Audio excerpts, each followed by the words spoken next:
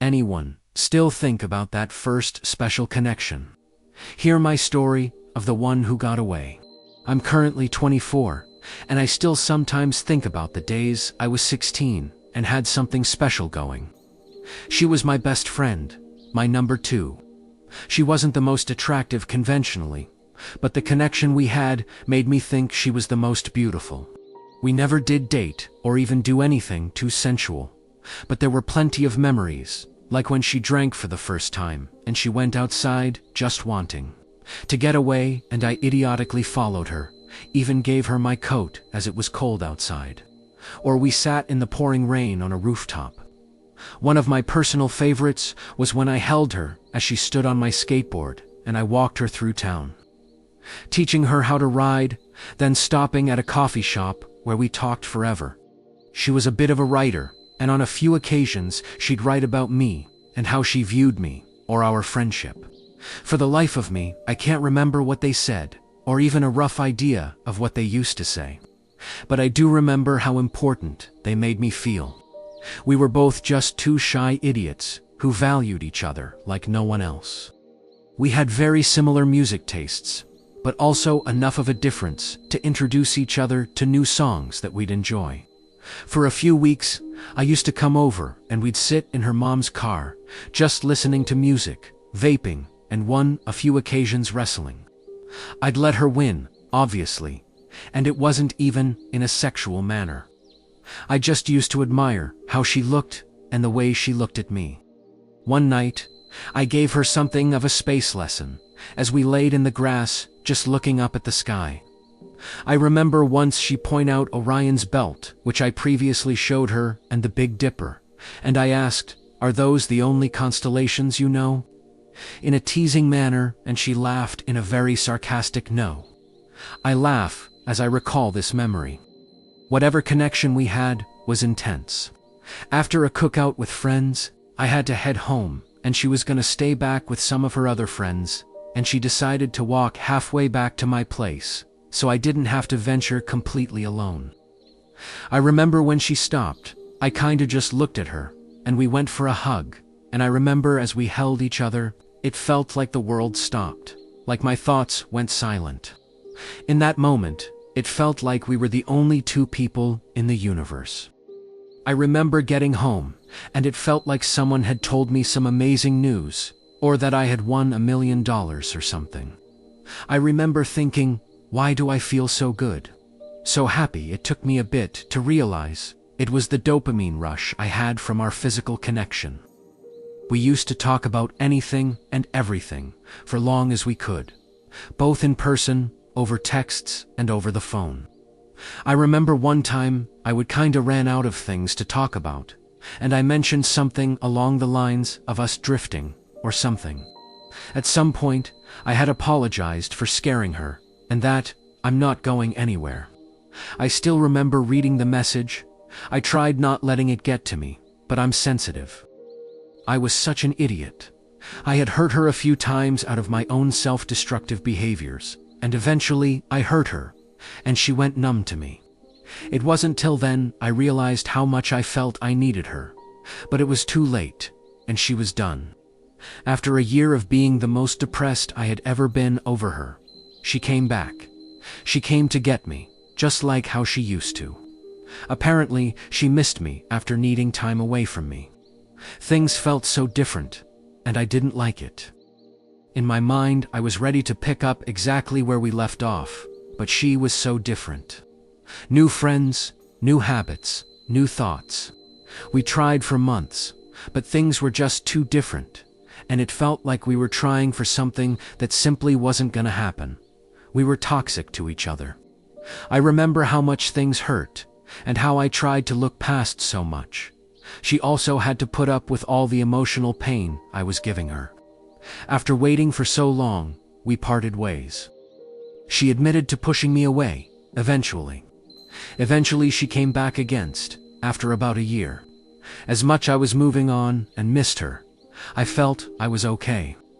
Though, apparently, a good portion of the time, she still thought about me and how she hurt me. That she'd still write to me, or even pretend she'd venting to me. She talked about how it felt like I was the only person in the world who used to listen and truly care about her. In her notebook, she had notes that were addressed to me about how she missed what we had, and that she felt horrible for what happened. She me to understand her side of the story. I remember for the first time in forever, it felt like we were ready to pick up where we left off. As history repeats itself, things didn't work out. She was distant, but at the same time talked about being there. I seen her maybe once in that third attempt, as it was all texting. Things officially ended between us when she chose another man. I remember mourning. Her socials popped up on my feed, and there was a picture of her and some dude with a caption, "I can't remember and don't want to remember." It sucked. And I remember calling her out on how she couldn't even give me the decency of letting me know there's someone else. Truly, I still don't know why she pulled and pushed me so much, or why I put up with it. Maybe it was that I constantly believed we could still have the connection we had from the start. Never in my life have I had something so intricate, so delicate, but painful, so meaningful. I've dated, had sex, had short crushes, since nothing has ever been that close to what we had. That hug is still by far the best, most sensual physical sensation I ever felt from someone. And this is coming from someone who's had sex quite a few times, with quite a few women. Lord knows, I don't miss her in particular, but I do miss that connection. I miss what we had. I miss being young and in love. Sometimes I still feel like that 16-year-old kid looking for his best friend, only to wake up as a 24-year-old adult in this stressful world of hell without anyone special. I do ponder what it would be like if we worked out, or if I didn't ruin things the first time. But after trying again and again, it gives me peace of mind that it was probably only a matter of time.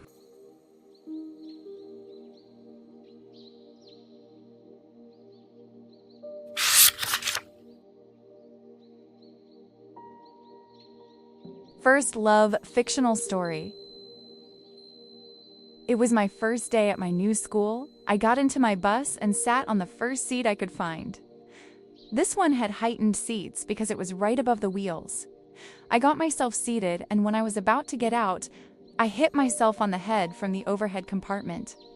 I looked around to see if anyone saw me embarrass myself.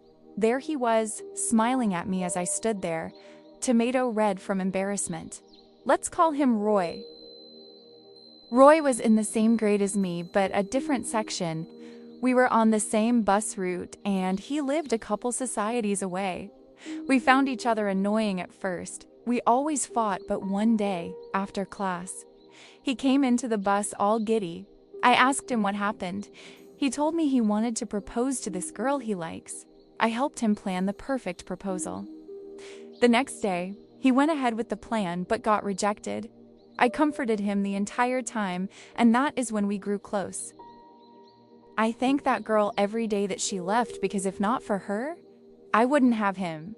Days became weeks, weeks became months, and months became years, and we were growing closer than ever. Everyone shipped us together, from the students to the teachers.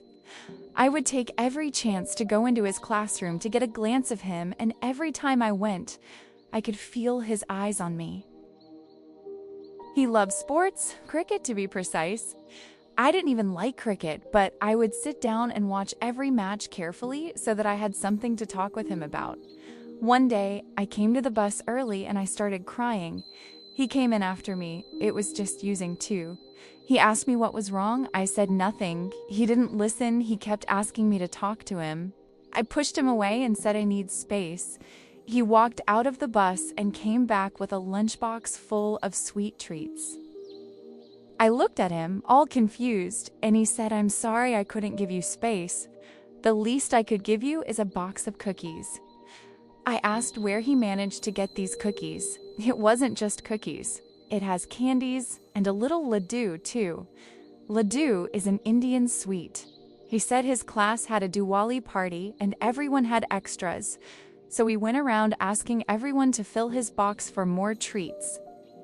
I hugged him tight. He wiped my tears using his handkerchief, held my hands, and said, "I will always be there for you." It must have been my stupid teenage hormones, but that was when I fell for him. He was such an angel. Every morning he would come, sir, beside me. If I was reading, he would stare at me. If I was feeling sleepy, he would let me sleep on his shoulder while he stroked my hair.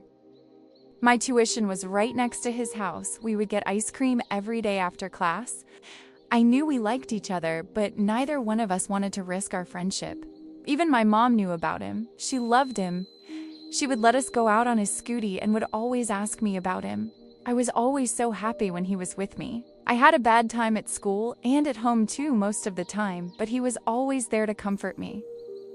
He would hug me every time I cried and then spam my phone with memes. Every time my laces came out, he would get on his knees and tie them back because I couldn't tie my laces. On my bay, he took me out and let me eat whatever I wanted. We spent a lot that day. He gave me a pair of earrings and I wore it every single day. I learnt my mother tongue and started communicating with my mom in Telugu. She was impressed. That day, when I walked him out of the society, he held my hand. I became weak in the knees, and I was practically jumping with his hand in mine. He was scared out of his wits.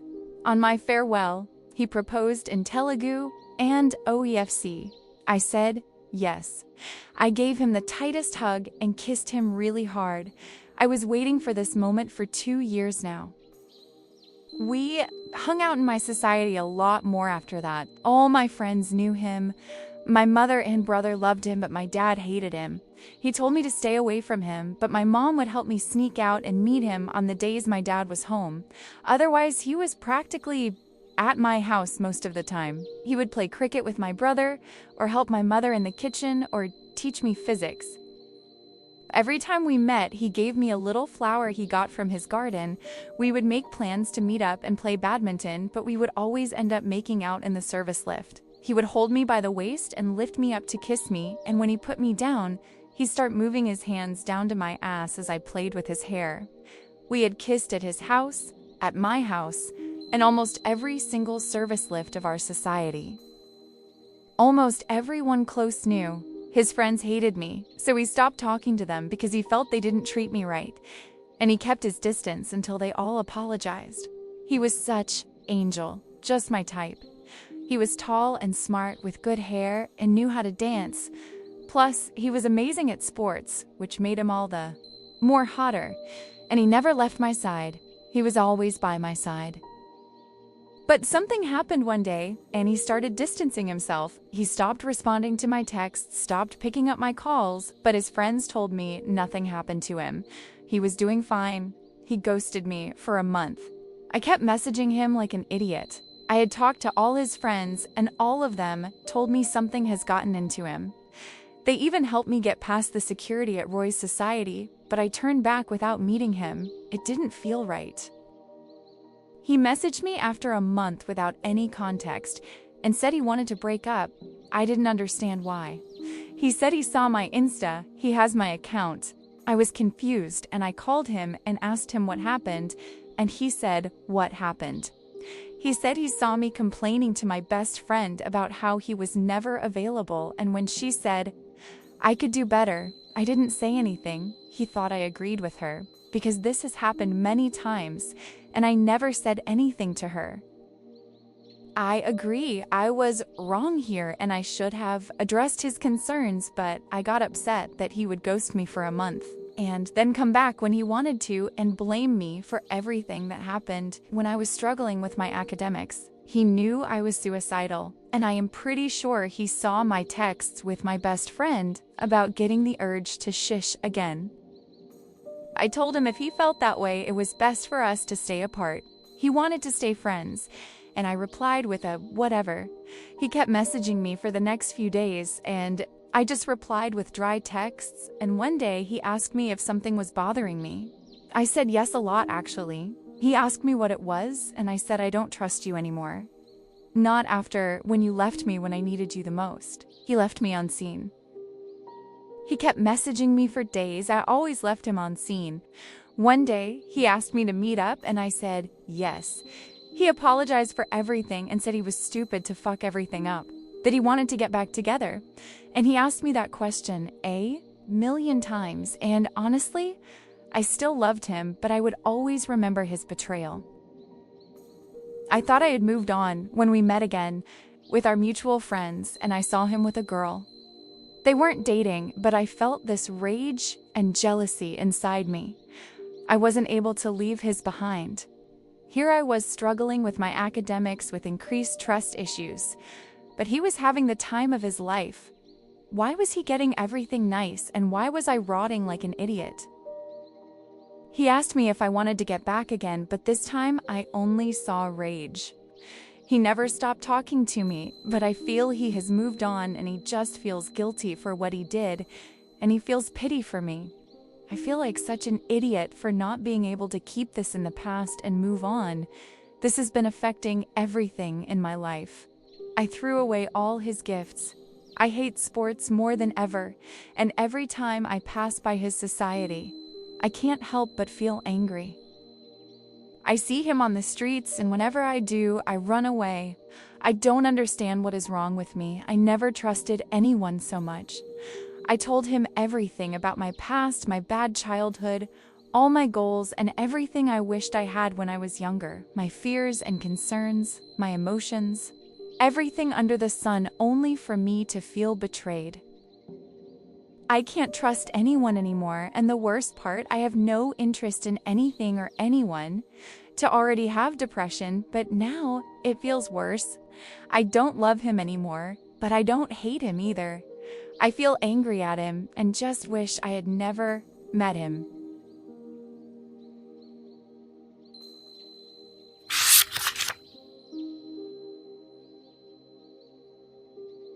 Airport's kiss. Long, factual story. It's the first time I try to tell any story about someone meaningful in my life. I know some of our behavior is controversial, but I couldn't see things happening any different at the time, and I try to be the most honest possible. I apologize for anyone who could relate in any way or feel offended by those behaviors. My uncle began dating a woman who had a daughter my age. As the family's black sheep, I found an unexpected connection with this outsider. My uncle, with his weird sense of humor, playfully pushed us together, making light-hearted jokes about cousins dating. Being young adults, we took it as harmless uncle humor, rather than anything inappropriate. We connected instantly. Our friendship developed mostly through online chatting, since we lived in different cities. What started as occasional messages evolved into daily conversations lasting hours. We looked forward to our rare in-person meetings, usually during monthly family gatherings at my grandmother's house, in a small town, away from the city rush. With time, the whole family took up on teasing about us being a couple, which only pushed us to spend more time alone together. One winter evening, following my mother's complaints about my absence from church, this cousin volunteered to drag me to services. Neither of us was religious. Everyone knew she was just teasing me, but both our mothers were pleased. Her mother particularly welcomed the idea of us doing something more social than our usual habit of isolating ourselves with books. We drove to the hilltop church in that small town, but found no service that Sunday evening. We waited in the car beside the massive white walls of the Baroque church, sheltering from the light rain and listening to music, while exchanging jokes.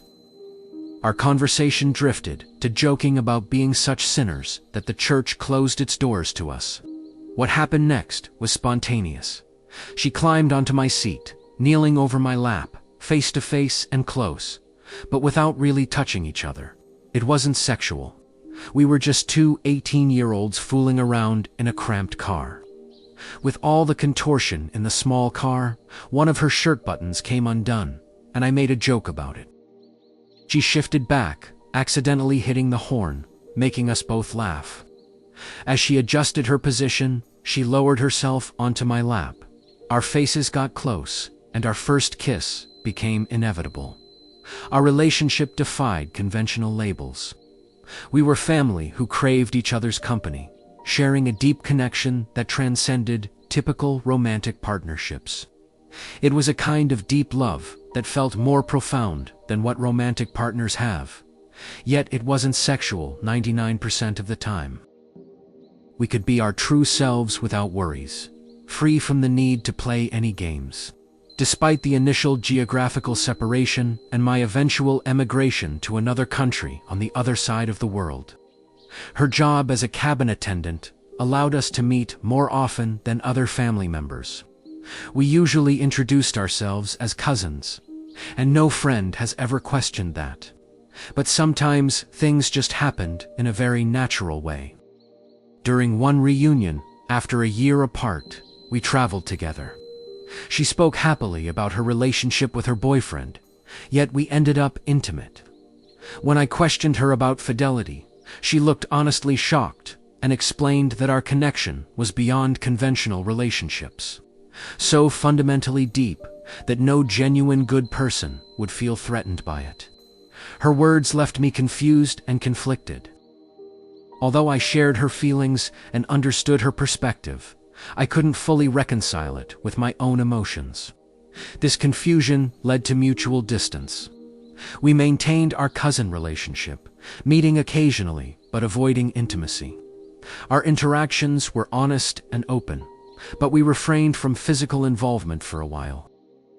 Our most recent meeting spanned 3 days of pure enjoyment, eating, walking, and sharing stories. I hadn't enjoyed anyone's company like that in years.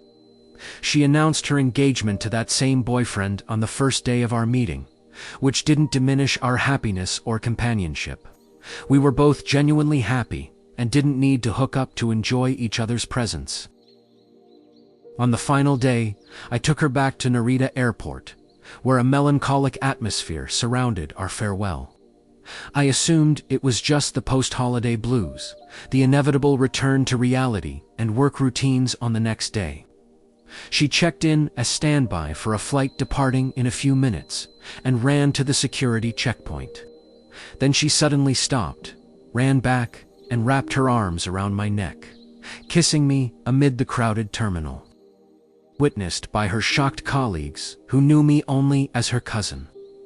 That was the most genuine kiss I'd ever shared, different from any before. Her lips felt unfamiliar, yet in that moment, our feelings were mutual and we fully understood each other. As we kissed, I felt the unmistakable warmth and saltiness of tears on our lips. As suddenly as she came back, she went once again running, and I could see she was crying profusely but smiling.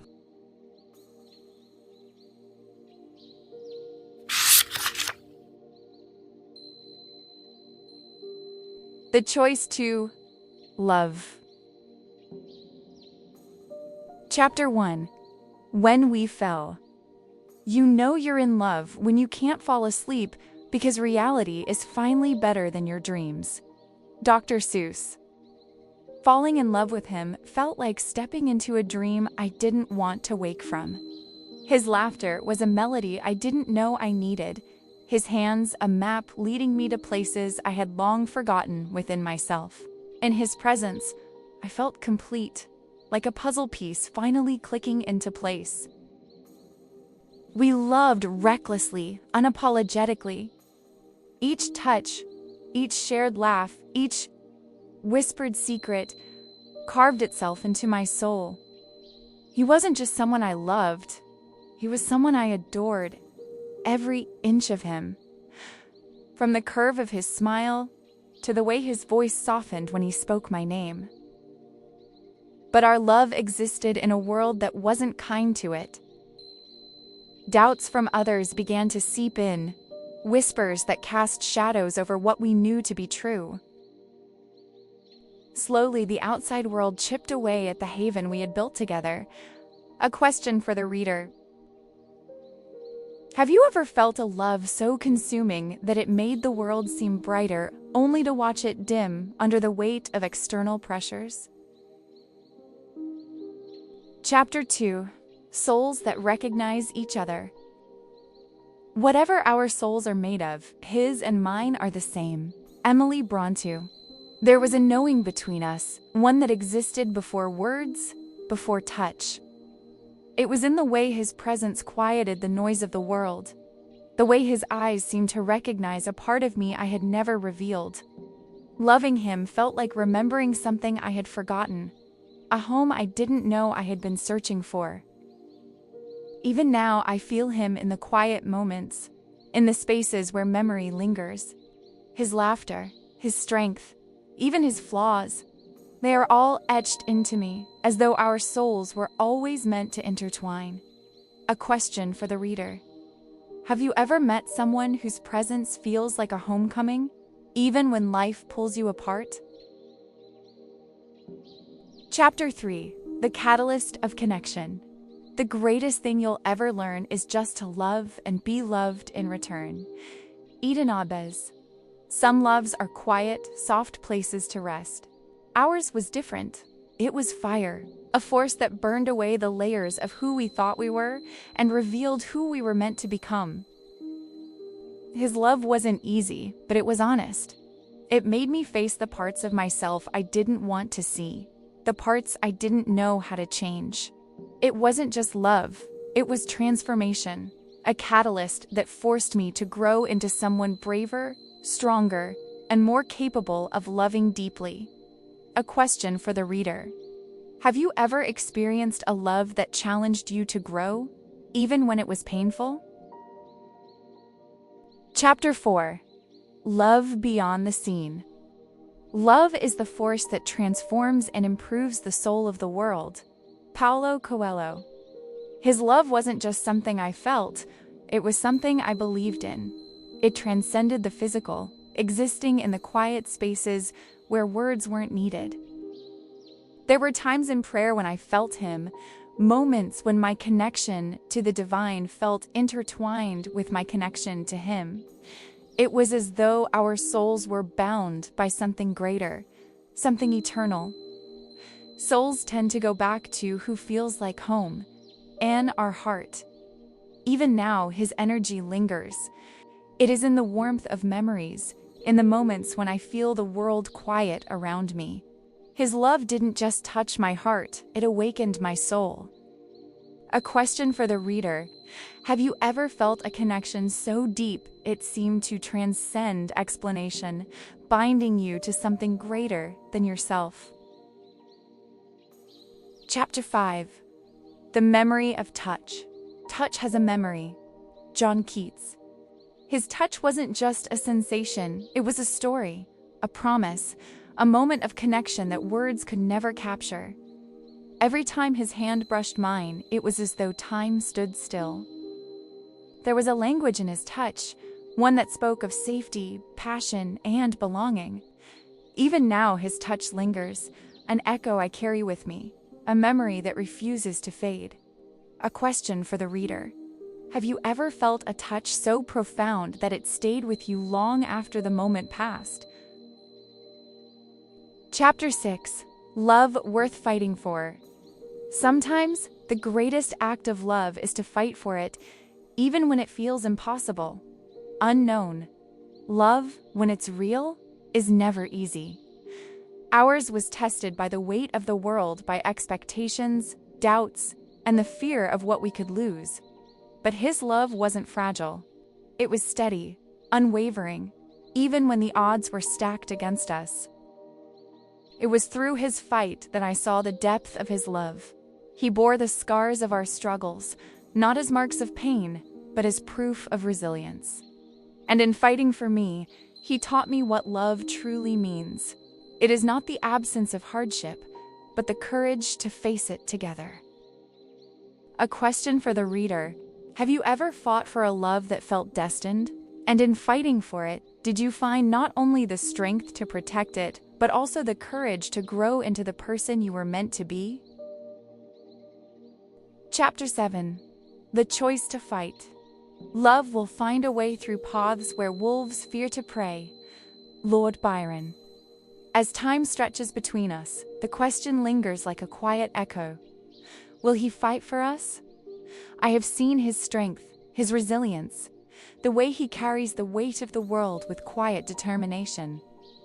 I know the depth of his heart, the courage that lies within him. But love isn't just about knowing, it's about doing. I wonder if our love was always meant to endure this test to see if it could bend without breaking. Perhaps this is the moment that defines us, the moment he chooses whether to fight against the tide or let it carry him away. I've done all I can. I've loved him with everything I have, shown him the depths of my heart, and held space for the possibility of a future. So now, the choice is his. The pain of parting is nothing to the joy of meeting again. Charles Dickens. Have you ever held on to the hope of reuniting with someone who felt like your soul's other half? And if so, what would you do if that moment finally came?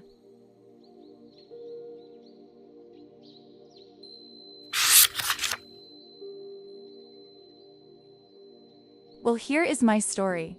I have met this handsome, cute, and adorable boy when I was third year at uni. My cousin introduced me to him. I remember wearing a hoodie and some jeans and sneakers that day, and we both glanced at each other, and as if we all couldn't keep up with the tension. We both withdrew the eye contact immediately. I remember never really feeling such intensity of a man. Because of this, we both somehow tried to stay away from each other, but unfortunately, due to our group of friends, we ended up in one room almost every day. Slowly, we started having short conversations. I started using his phone a lot to listen to music. It was a Samsung S4. Gone are the days while he plays video games with the guys.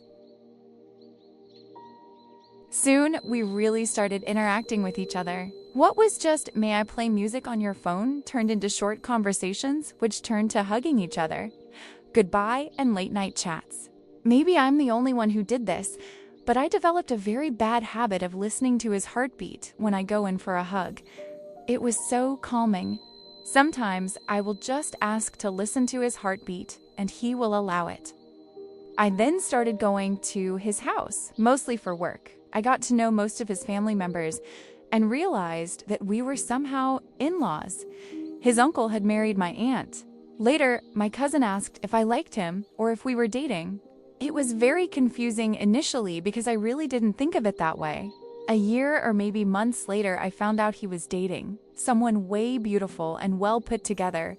Then came a child, and it even became difficult to be next to him simply because I fear women. What did I do wrong? I don't know, but he is the only person I had that connection with. It's been almost 5 years since his relationship. We are friends, good ones, I should say. I did learn from this experience, and maybe we weren't ready for anything else except what happened. When I think of getting married, sometimes I wonder what could have happened if things went a step further. Sometimes I wish the world could go back and undo some decisions, but it is what it is.